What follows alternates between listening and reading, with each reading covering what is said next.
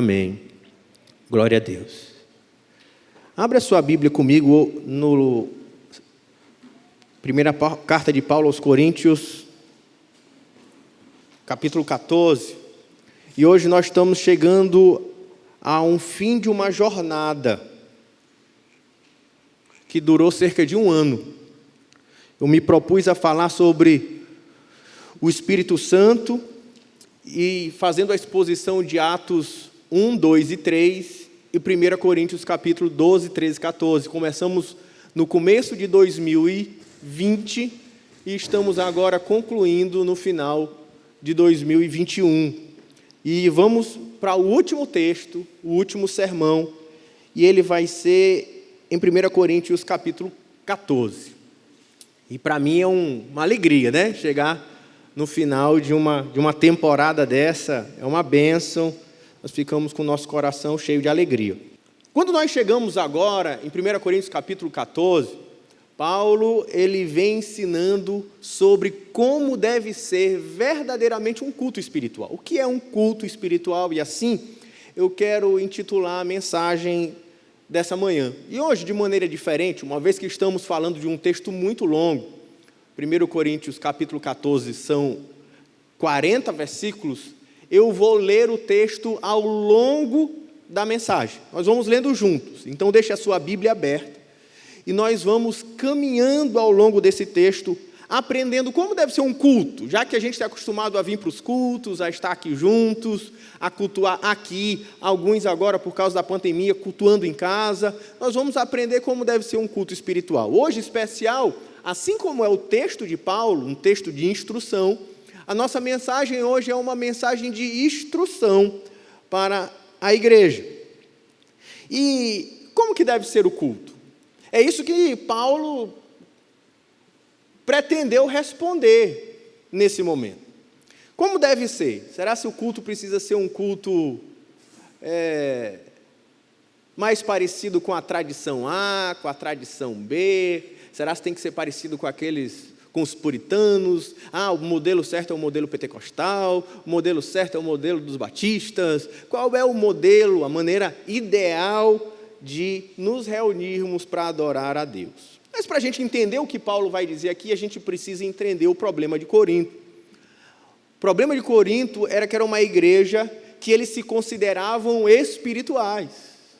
Eles mesmos se intitulavam os espirituais, assim como ele diz logo no primeiro versículo do capítulo 12, dessa seção sobre os dons espirituais.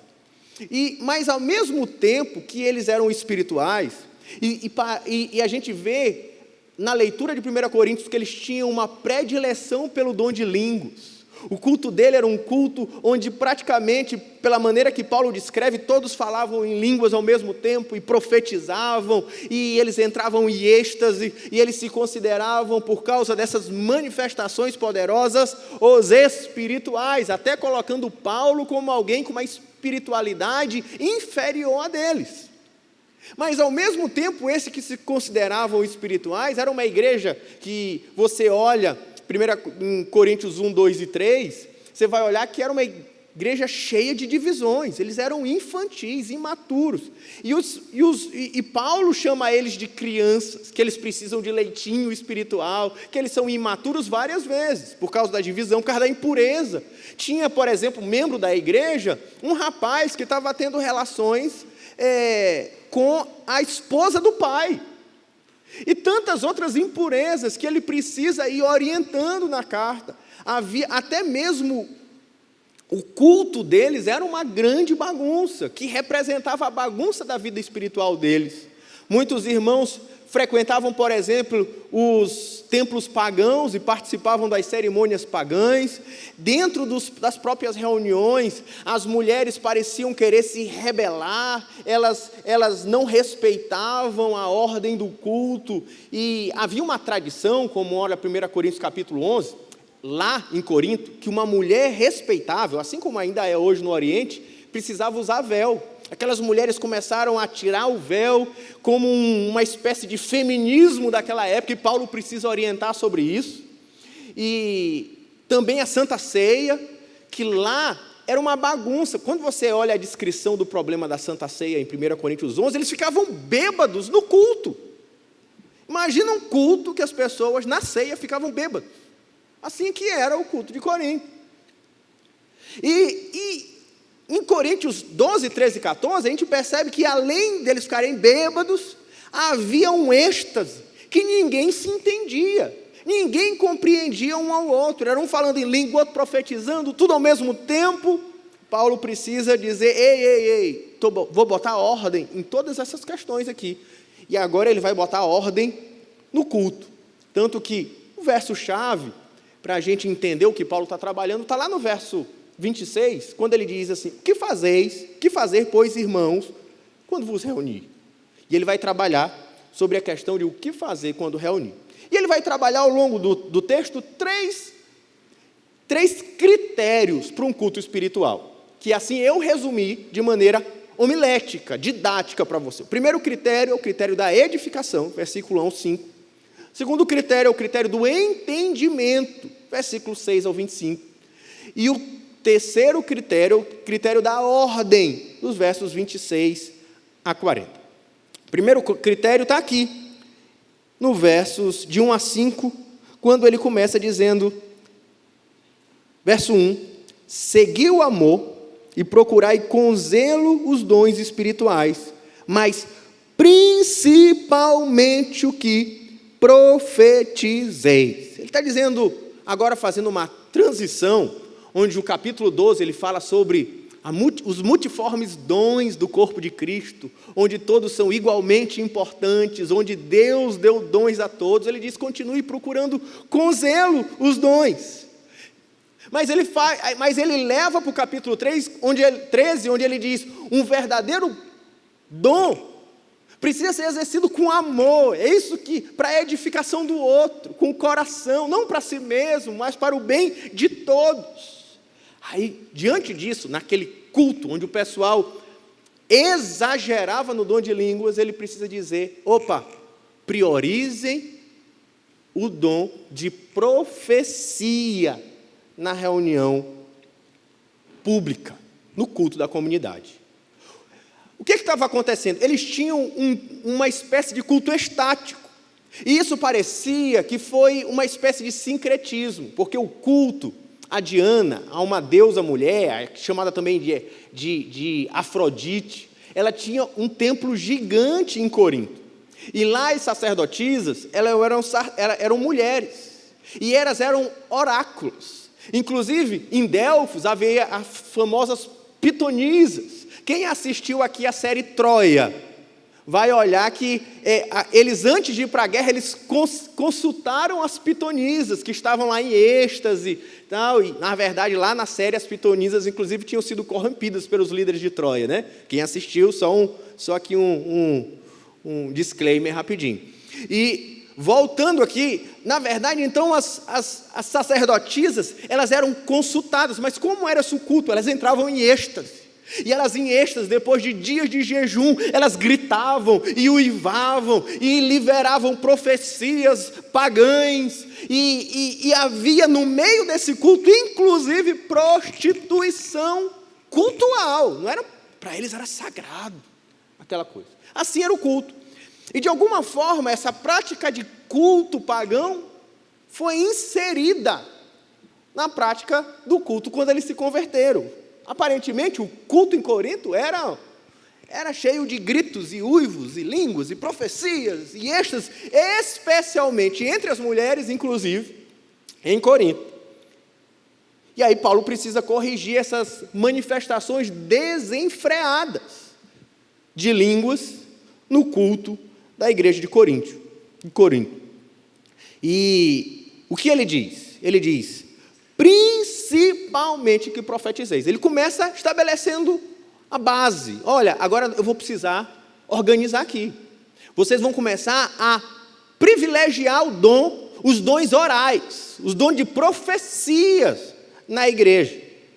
E é lógico, ele não está dizendo que de fato existe dons maiores e menores, eu não entendo assim, porque isso seria contraditório a 1 Coríntios capítulo 12. Ele está tentando organizar a casa, dizendo, não, vamos começar a priorizar a profecia. Por quê?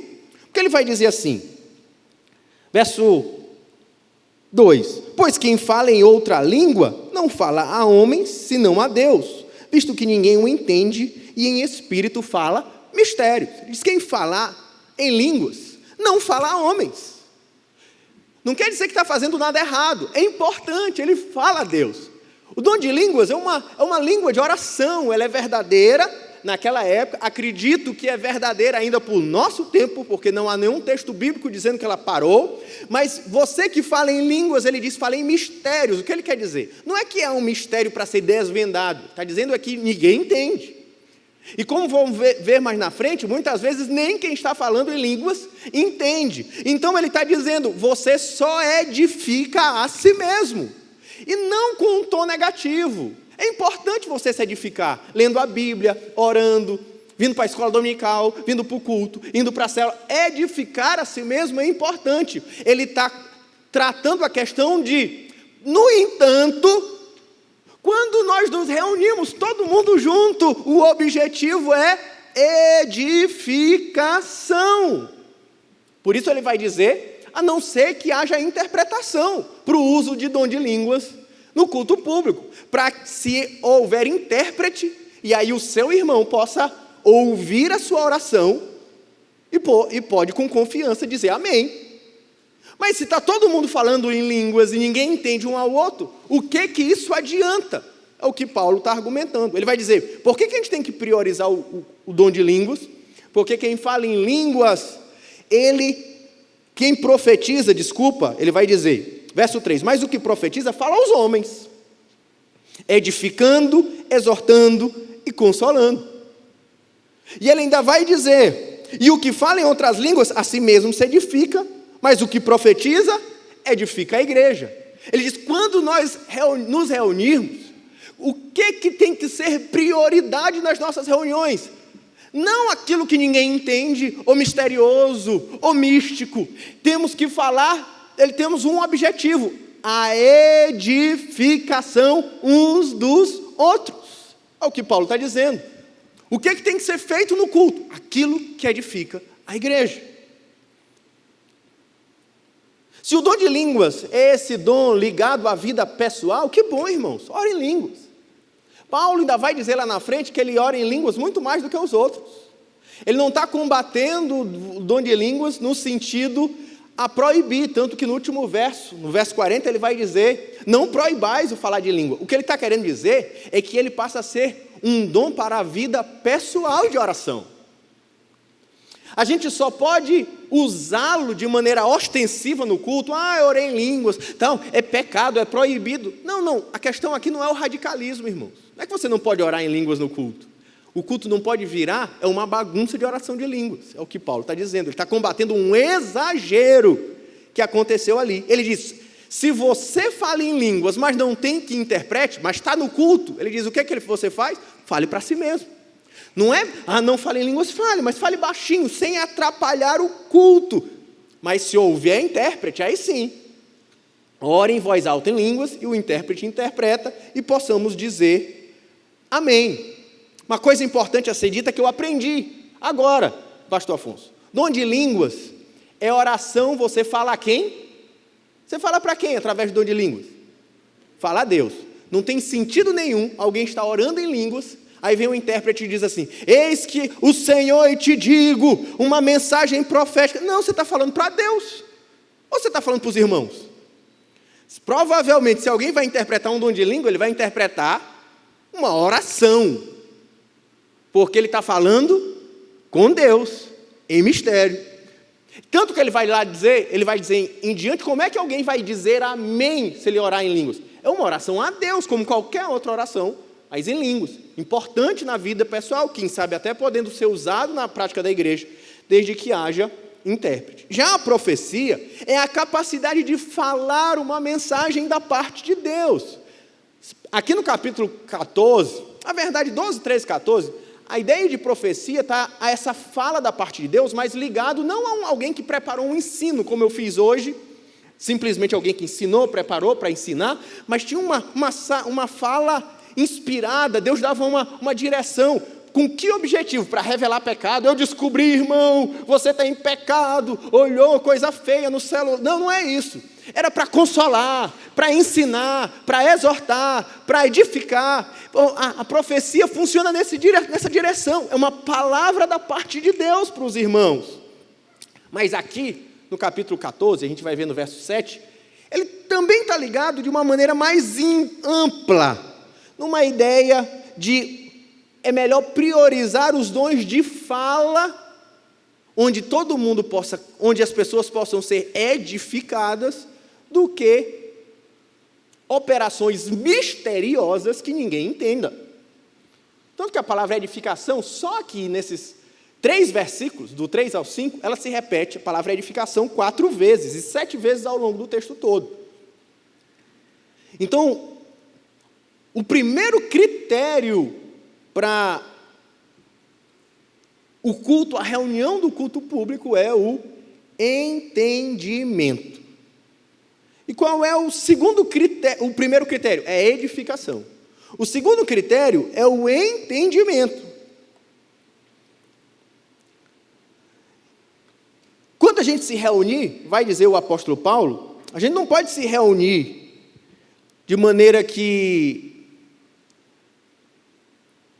a gente não se comunique, que a gente não fale um com o outro. Precisa ter lógica. Crer, fé, está ligado a entendimento, a lógica, a compreensão. Tanto que Paulo começa no verso 6 dizendo: agora, porém, irmãos, se eu for ter convosco, falando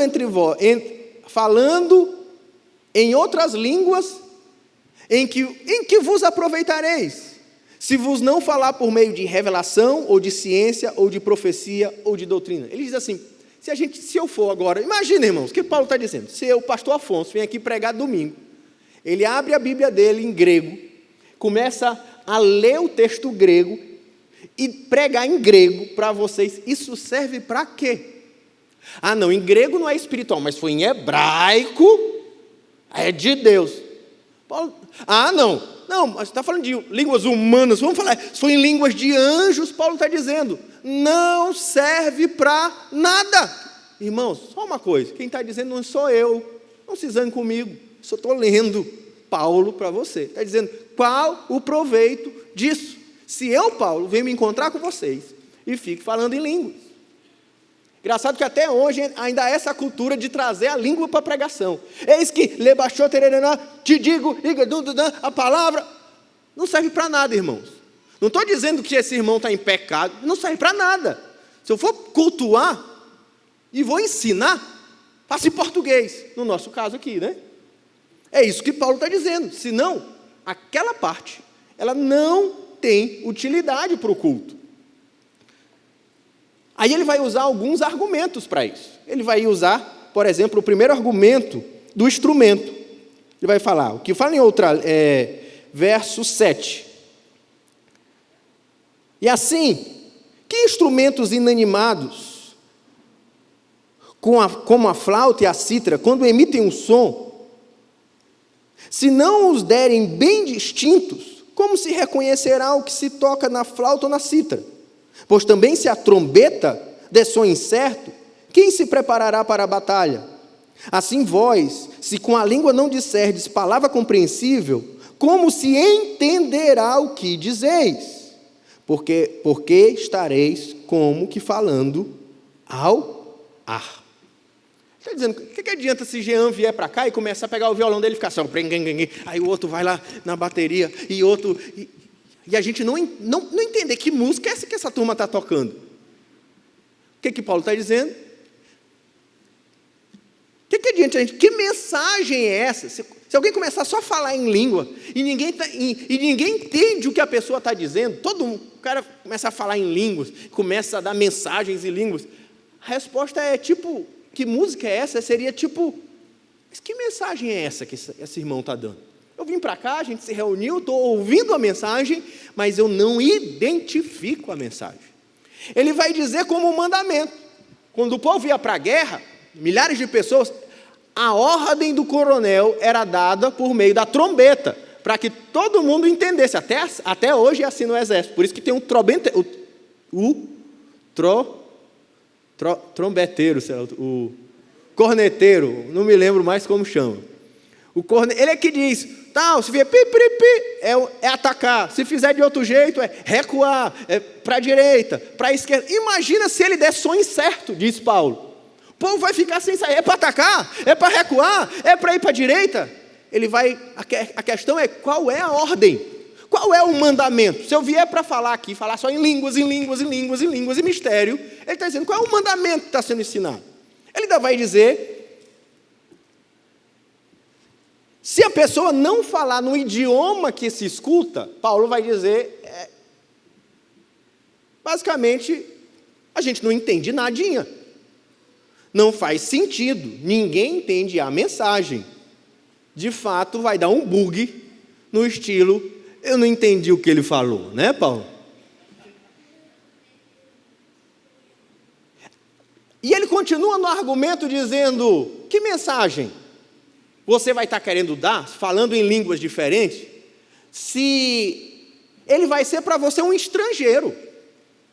Reúne alguém aí, imagina um culto, bota um japonês, um chinês, um brasileiro, um coreano, agora vamos cultuar junto. Se a gente não souber falar a mesma língua, somos estrangeiros um para o outro. É isso que Paulo está argumentando. A gente não vai entender nadinha. Então ele vai dizer, a gente precisa progredir, vocês precisam progredir, vocês que se consideram espirituais precisam progredir.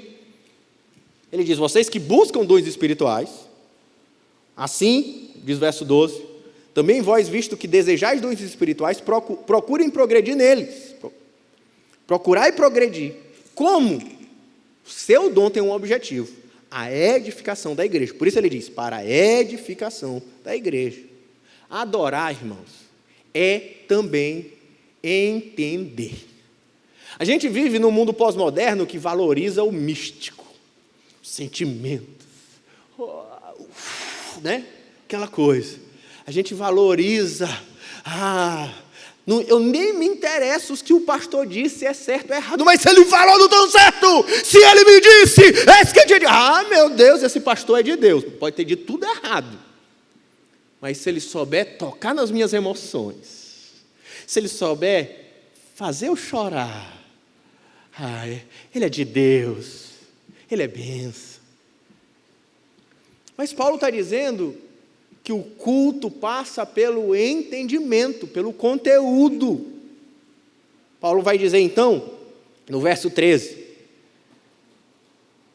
pelo que o que fala em outra língua deve orar para que possa interpretar. Porque se eu orar em outra língua e o meu espírito ora de fato, está dizendo, beleza, glória a Deus. Quem ora em línguas não está errado, ele está orando, é importante, é bênção.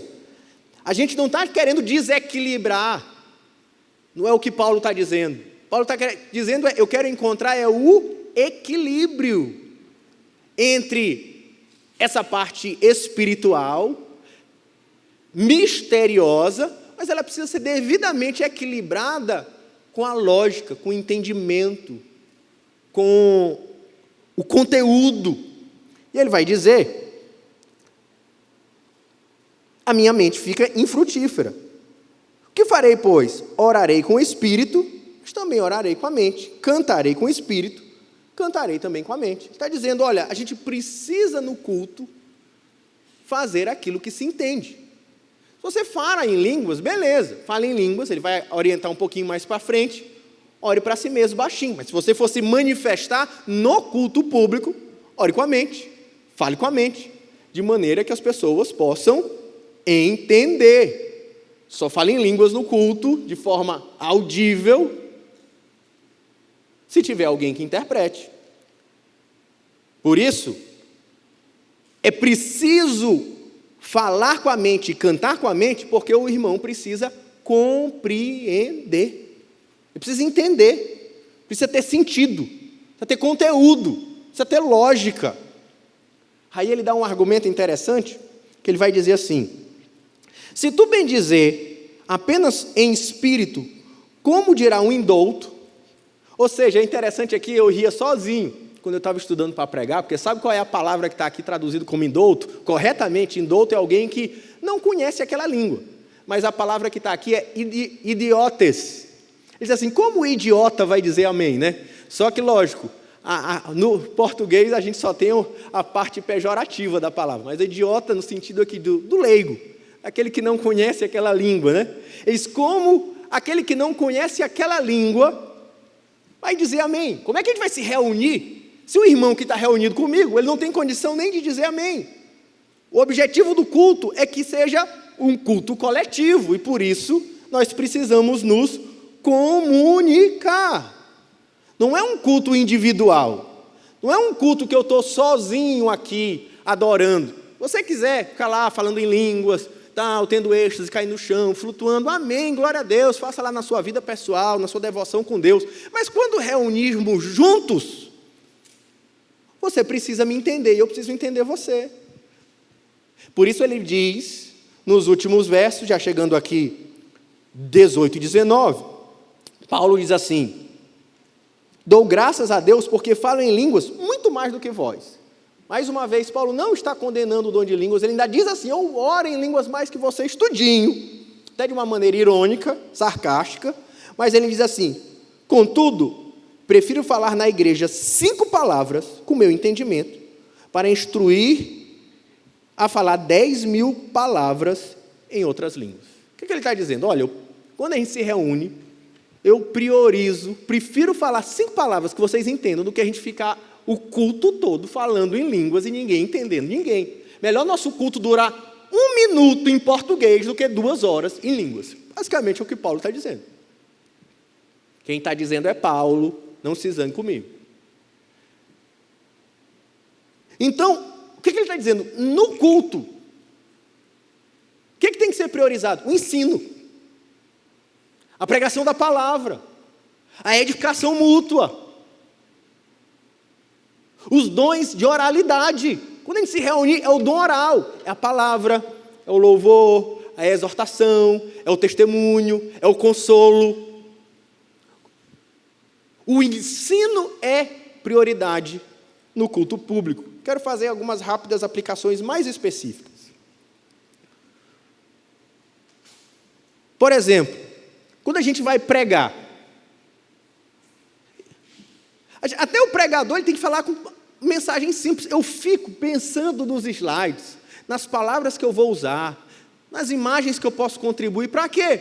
Para ser para você o mais claro e compreensível possível em um texto que foi escrito por uma pessoa do Oriente, um judeu de 2.000 anos atrás, porque eu entendo que a mensagem tem que ser compreensível. Você precisa entender.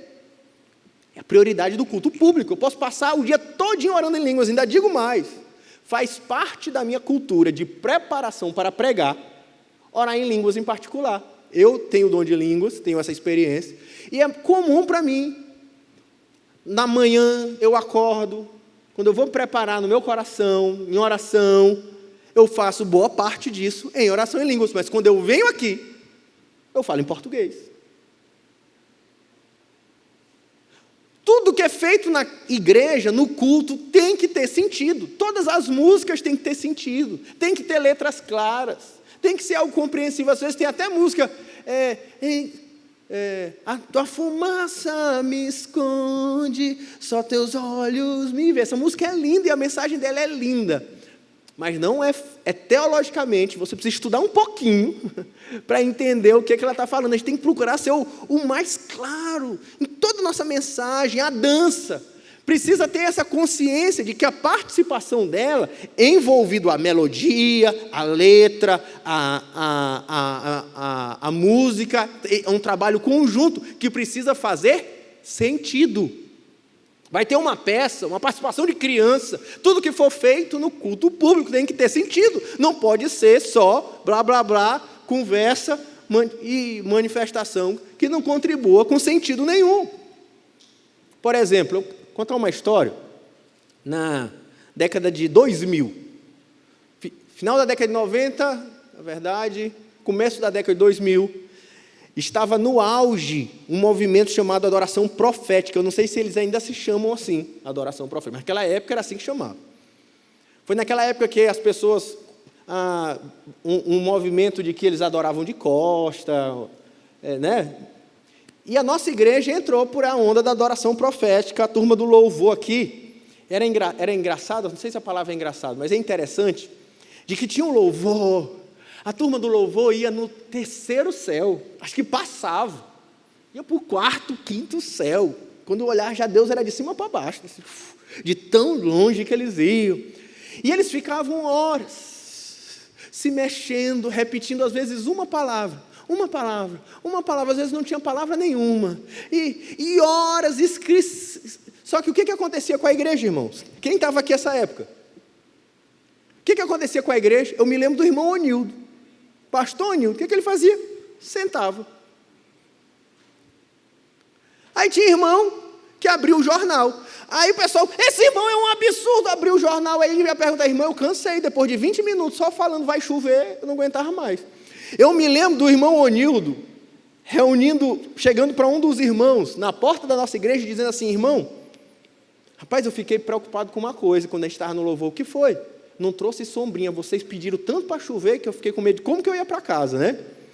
Sabe, perdi o sentido, eu não estou questionando a espiritualidade deles, mas no culto público, chegava uma hora de desconexão, de falta de comunicação, e de perder o sentido do que estava sendo feito. Quer fazer aquilo? Se reúnam particular e sacudam a cabeça até cair, mas no culto público, precisa fazer sentido, precisa haver comunicação, tem que ter entendimento. Por exemplo, o exemplo de Lutero. Uma das características da reforma protestante, de quem somos filhos, Lutero quis trazer a Bíblia e os cultos para o vernáculo popular. Porque naquela época, as missas eram ministradas em que língua? Em latim. E aí, Lutero disse, eu vou mudar a missa para o alemão. Aí ele falou assim, que coisa, olha, para você ter interessante, sabe quando foi o primeiro culto, missa católica, em português no Brasil, segundo esse jornal, aqui, aconteceu no dia 15 de agosto de 1964. Faz 50 anos atrás. Primeira missa em português. Mas para nós, à luz de Paulo, ele está dizendo, não, o culto tem que ser em português. Quem está dizendo é Paulo. Por isso que Lutero, ele compra essa briga. Porque, irmãos, e na nossa época, a grande questão é que a gente tem que sentir. Como foi o culto? Mas tem dia que ele faz o culto, não foi bem. Por quê? Porque eu não senti. Eu não estou dizendo nada contra sentir. As emoções fazem parte da nossa vida, do nosso todo, do nosso culto, da nossa igreja. Mas ele não é tudo. Tem que ter entendimento, tem que ter conteúdo, tem que ter sentido. A gente tem que encontrar o equilíbrio. Por isso que ele está falando, eu oro no Espírito, mas eu também com a mente. Eu canto no Espírito, mas também com a mente. Porque eu não posso também ter uma igreja fria, que só faz estudo bíblico. Não, a gente tem que ter louvor ardente. Jean com essa camisa dele florida aqui, fazendo o nosso coração arder. E a gente dizendo, é tudo dele, glória a Deus, tem que ter. Mas tem que falar assim, agora, mas vamos entender, vamos estudar a palavra, tem que ter conteúdo. Porque estudo bíblico, razão sem emoção, vai virando religiosidade. Mas só emoção sem razão vira fanatismo.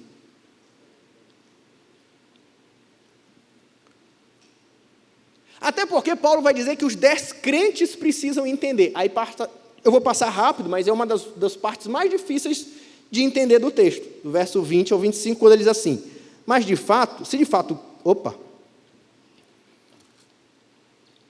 irmãos, não sejais meninos no juízo, na malícia, sim sede crianças. Quanto ao juízo, sede homens amadurecidos.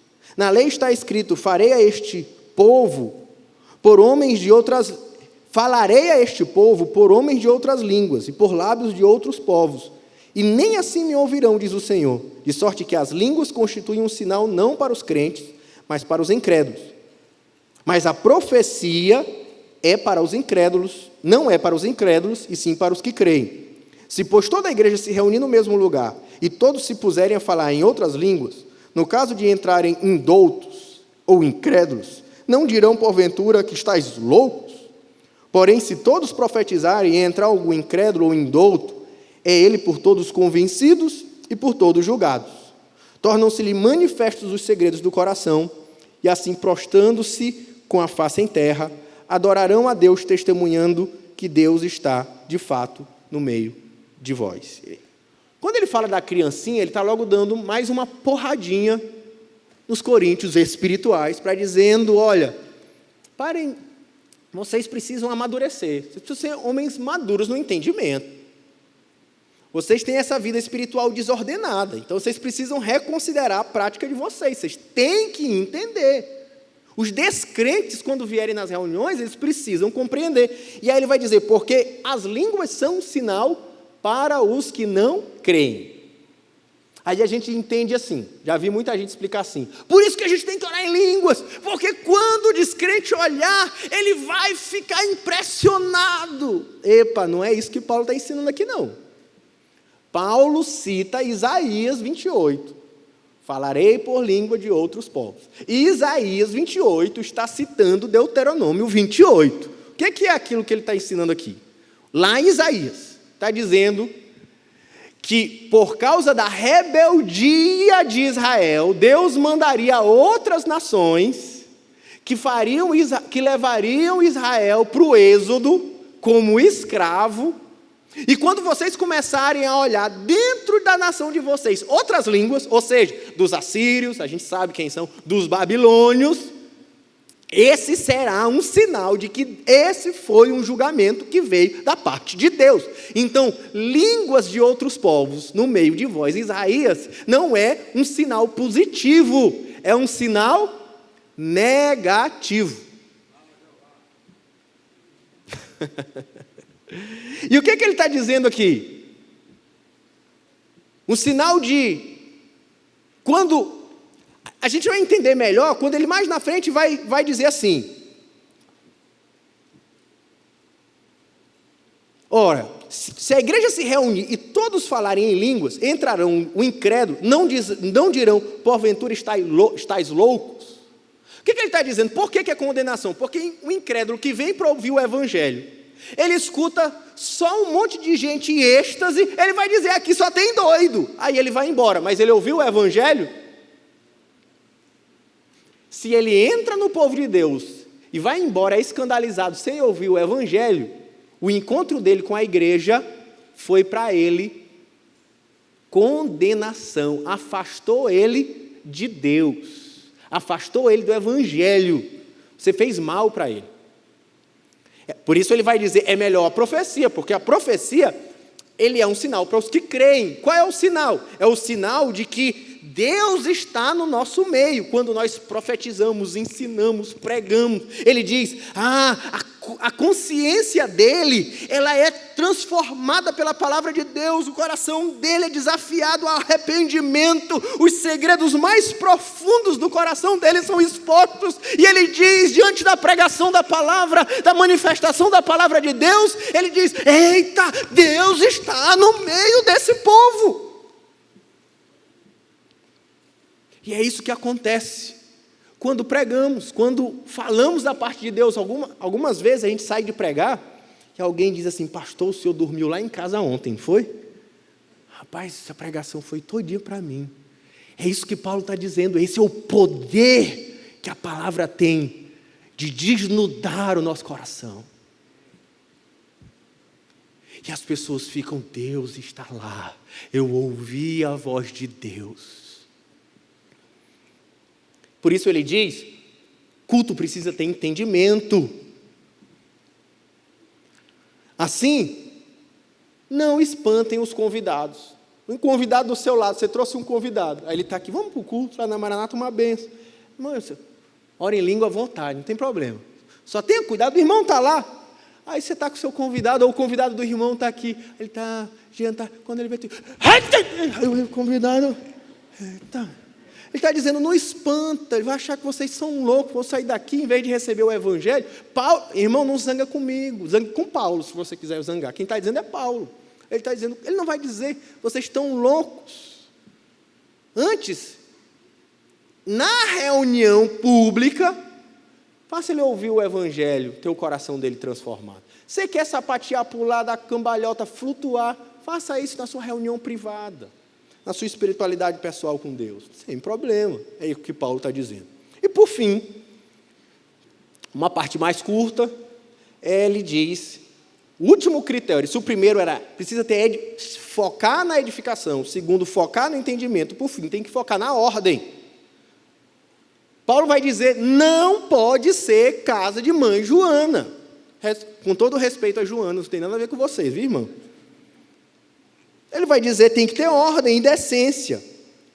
Então, ele vai dizer, a partir do verso 26, orientações práticas. Agora, ele vai transformar isso numa lista de como fazer na prática. Como é que deve ser o culto? Em primeiro lugar, ele diz assim, o que fazei, pois, irmãos? Quando vos reunir, um tem salmo, outro doutrina, esse traz revelação, outro língua, este outro interpretação, tudo seja feito para edificação. Ele está dizendo... Em primeiro lugar, uma coisa que a gente precisa corrigir, e a própria visão celular propõe essa correção. A Bíblia fala que todos nós temos dons, amém, irmãos? 1 Coríntios capítulo 12. Todos nós precisamos ministrar uns nos outros, sim ou não? 1 Coríntios capítulo 12 e 13. Agora ele está dizendo, o nosso culto, ele precisa manifestar isso. O culto público, que é o nosso aqui, normalmente quantos falam? 2.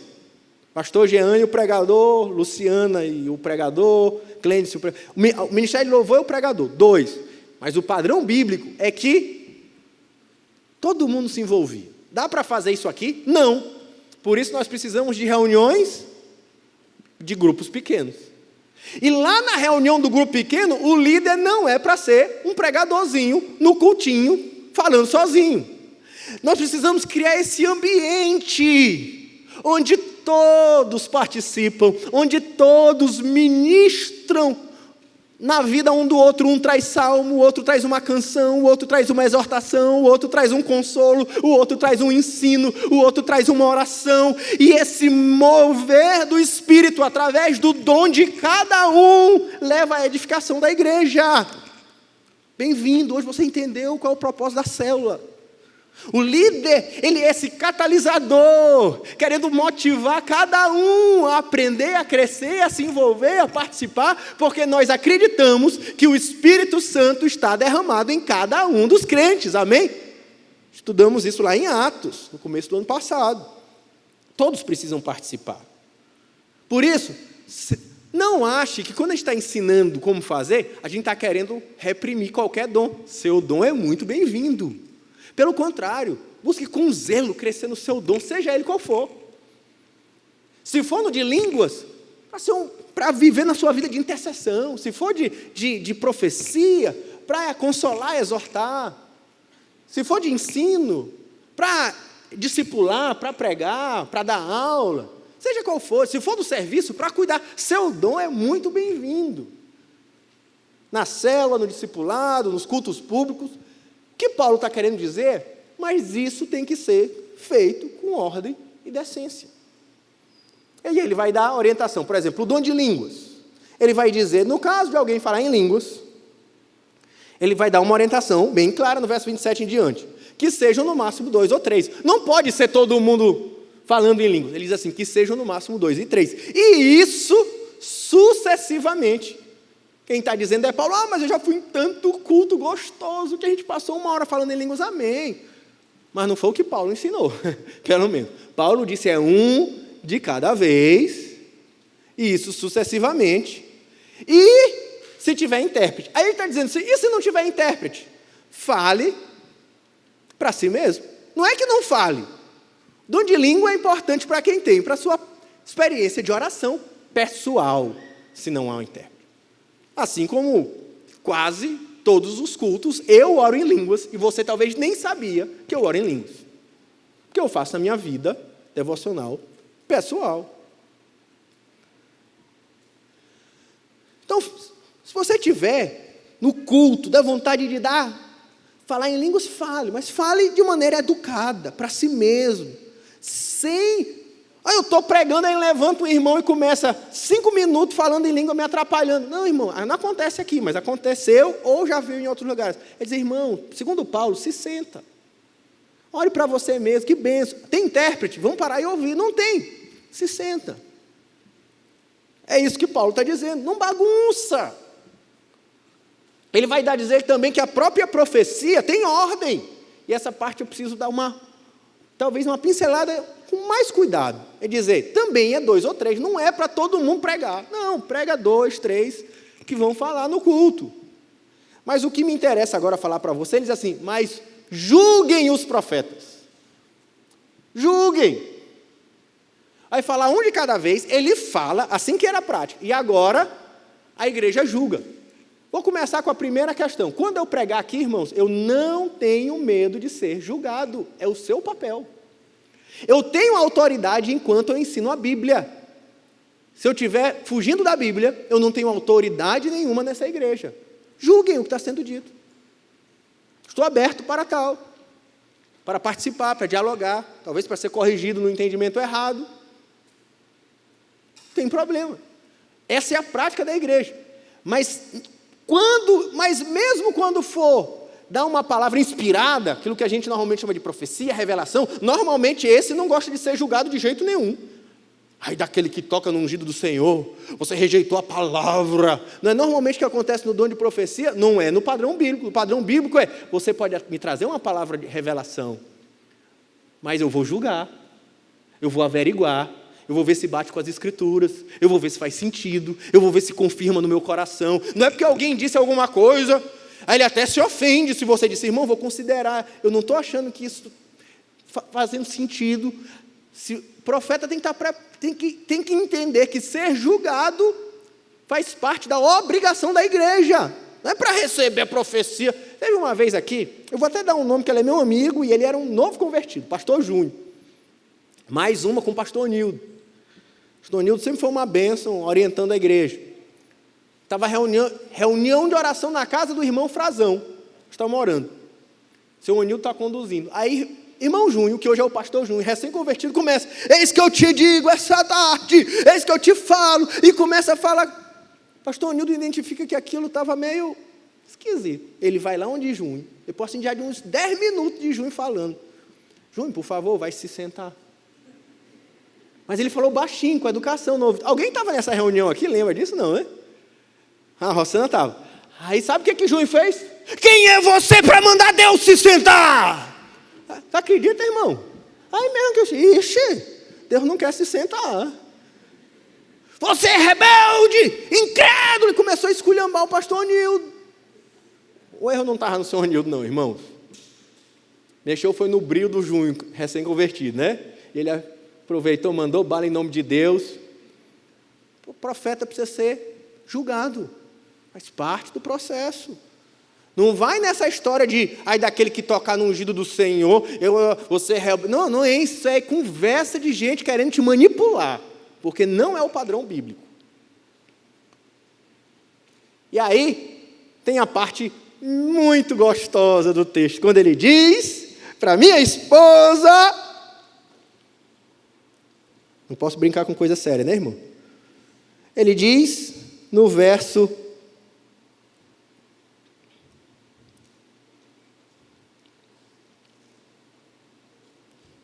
não, eu me esqueci de falar uma coisa importante aqui, um verso importante. Ele diz assim,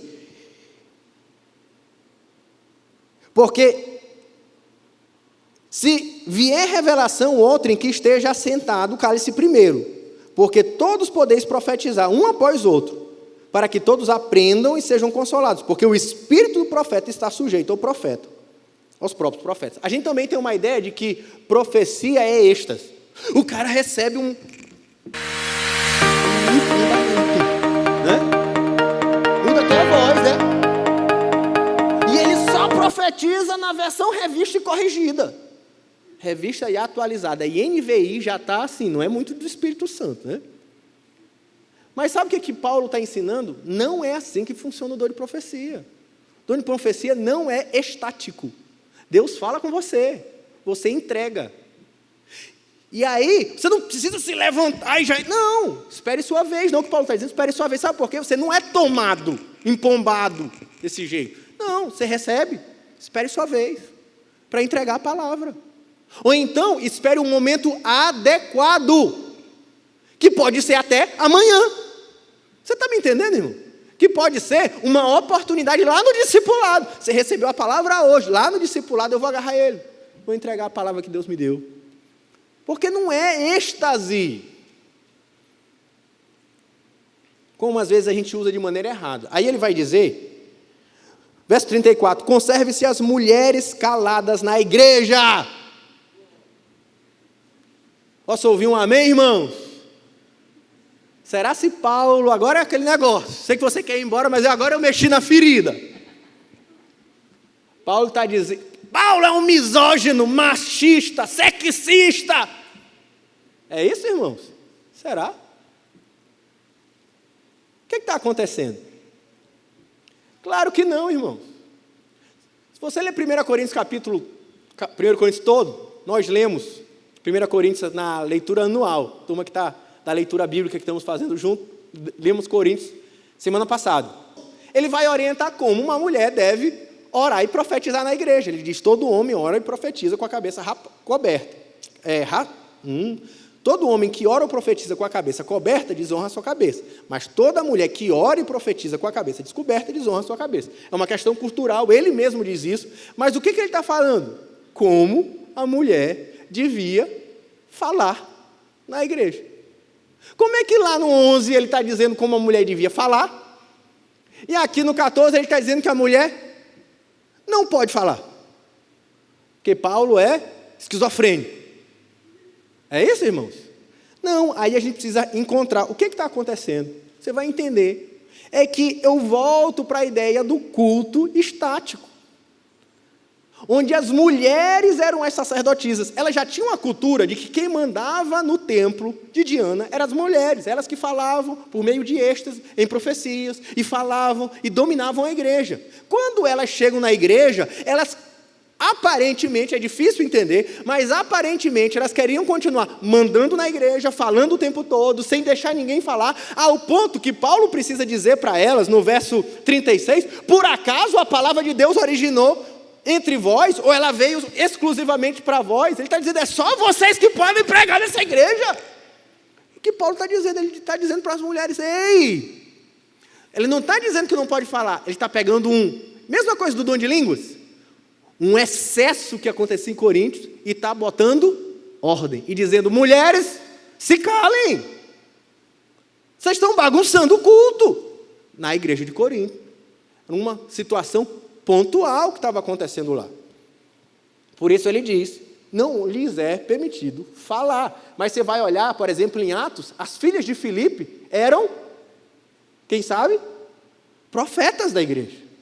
Então, profetizar, e as mulheres falando no culto, estão em vários lugares do Novo Testamento, e em nenhum momento faria sentido achar que Paulo estava dizendo que as mulheres não podem falar no culto. E tudo que for dito na igreja precisa ser bíblico, porque Paulo dá uma outra lapada, e a lapada final, quando ele diz assim, se alguém se considera profeta ou espiritual, ou seja, aqueles que falam em línguas e profetizam, ele diz, olha, só uma coisa, se lembrem que o que eu escrevo é palavra de Deus, é mandamento do Senhor. Então o que ele está dizendo? Vocês podem querer ser profetas, mas a palavra final, a autoridade sobre a igreja está na palavra apostólica, na palavra de Deus. Ainda que exista a possibilidade de alguém trazer uma palavra de consolo inspirado por Deus, ela não tem o mesmo peso do que a palavra de Deus. Ela precisa estar sujeita à palavra de Deus. E tudo que é feito no culto tem que ser feito por meio, no padrão e pela palavra de Deus. Ela é a autoridade final. Tem que ser tudo segundo as Escrituras. Quem não fizer assim diz, ignorem.